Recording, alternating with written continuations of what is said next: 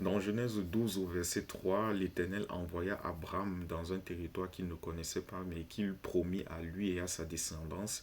Et il lui dit au verset 3, justement, je bénirai ceux qui te béniront et je maudirai ceux qui te maudiront.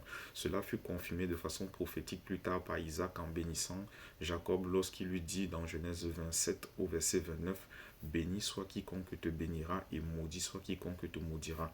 Balaam ira dans le même sens dans Nombre 24 au verset 9 là, en s'adressant à Israël, et Balaam avait l'Esprit de Dieu sur lui et il dit béni soit quiconque te bénira et maudit soit quiconque te maudira.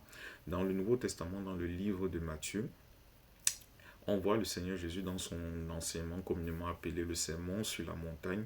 Voilà, il dit dans Matthieu 5 du verset 43 à 45, vous avez appris qu'il vous a été dit, tu aimeras ton prochain et tu haïras ton ennemi. Mais moi je vous dis, aimez vos ennemis, bénissez ceux qui vous maudissent, faites du bien à ceux qui vous haïssent et priez pour ceux qui vous maltraitent et vous persécutent, afin que vous soyez fils de votre Père qui est dans les cieux, car il fait lever son soleil sur les méchants et les bons, et il fait pleuvoir sur les justes et les injustes.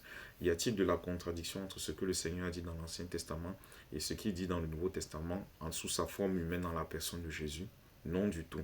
Dans l'Ancien Testament, il ne dit pas à Abraham, je bénirai ceux que tu béniras et je maudirai ceux que tu maudiras. Non, il ne le dit pas. Il dit plutôt, je bénirai ceux qui te béniront et je maudirai ceux qui te maudiront.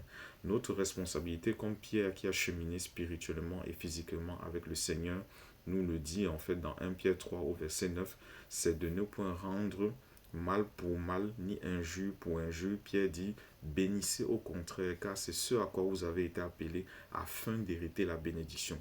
Car nous ne maîtrisons pas, nous qui avons la grâce d'être enfants de Dieu, d'être en Christ, nous ne maîtrisons pas les profondeurs du cœur de l'homme. C'est pourquoi nous devons être des proclamateurs de la bénédiction du Seigneur en toutes circonstances, car au travers de nous, il peut s'en servir pour attirer à lui le Seigneur, il peut attirer à lui ceux qui ne le connaissent pas, ceux qui ne marchent pas sur sa voie. Mais lui qui maîtrise les profondeurs du cœur de l'être humain, c'est lui qui est apte à prononcer la malédiction dans sa souveraine volonté. Il y a des exceptions comme dans Acte 13 du verset 5 à 12, où Paul, rempli du Saint-Esprit, dont ce qu'il a dit venait de Dieu, pas de lui, voilà, a prononcé un jugement sur le magicien Élimas.